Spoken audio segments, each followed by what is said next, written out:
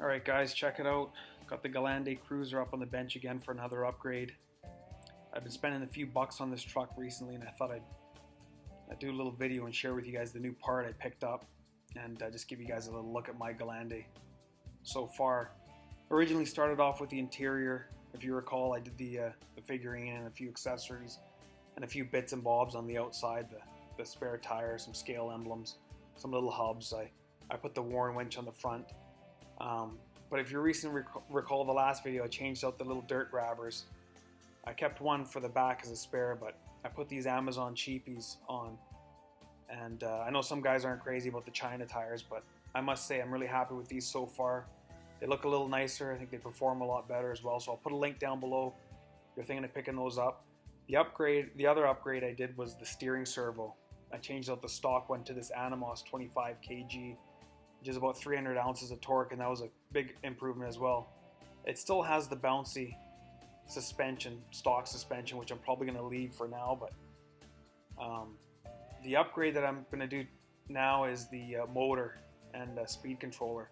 I just found the original stock brushed 45 turn motor a little weak, didn't really have the torque or the control, so I picked up a new system. I'm going to get that installed, and I'll show you guys the orientation of my install, and then go from there. Okay guys, here it is, the Hobbywing brushless combo. I'm excited to get it in on the truck. I'm not going to waste any time doing an unboxing or review or anything like that, because if you go on YouTube, you'll see a lot of guys doing a really nice job thoroughly explaining all the features and the app and the Bluetooth and all that. So I will mention though that I picked up the 2300 kV motor for this truck. It does come in an 1800 and a 1200 that I know of for the 540 size can. So I haven't seen anybody do an install on a Gelande, so I thought I'd do a little video and just share with everybody my take on it. But 169 bucks, guys, from Hobbywing is what I picked it up for. And the nice thing getting it from them that I found was it comes with this extension kit, which I'm most likely going to be using on this truck just because the motor's in the front and the speed controller's all the way in the back. So something to consider if you're going to pick this up. I think a few other sites wanted like 12 or 15 bucks additionally for this set. So anyway, I'm excited to get it in. I'll start with the install here. I'll show you guys the orientation and we'll go from there.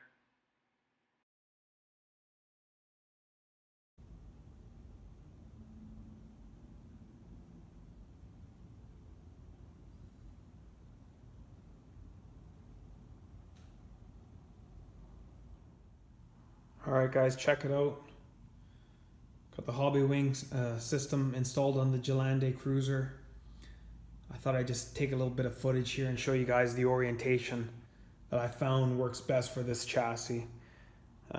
Just because I did run into a few problems that if you guys are going to install this on this truck, hopefully this saves you a little bit of time. But the problem I was having was, if you recall, the original speed controller sits back here.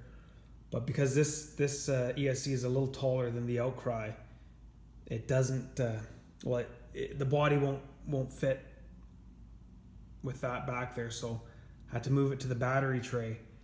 And then naturally, I mean, the battery that I was using isn't going to fit. So I just replaced it with this little stubby pack. And it seems to fit really good. And then I just put my little winch controller back there now. But the wires themselves, if you recall, they run down the side of the chassis here on the driver's side and then go under the battery tray to the back. But ideally that's what I tried. But if you know anything about this system, the wires are quite bulky, especially the sensor wire.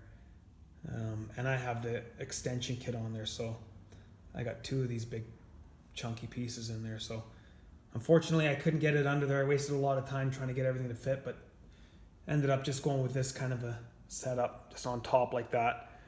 So that's what I found works best, but I thought I'd just share with you guys the way I've oriented everything. So anyway, I'll get some run footage out there and we'll see how much better this performs. Alright guys, here it comes back. I just wanted to show my wife and she's like, yeah, that's nice. But I mean, it's just absolutely amazing how this thing just, I know the technology's been out there for a while, but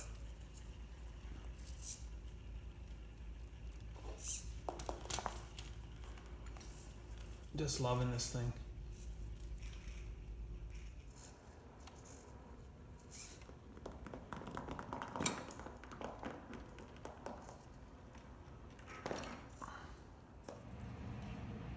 Okay guys, eventually I'll get outside on the trail and get some proper run footage, but it's been pissing rain for the last little bit now, and so close to Christmas, I'm feeling pretty lazy, so I thought I'd just include a few little run clips inside the house so you could see the new system and how much smoother it is.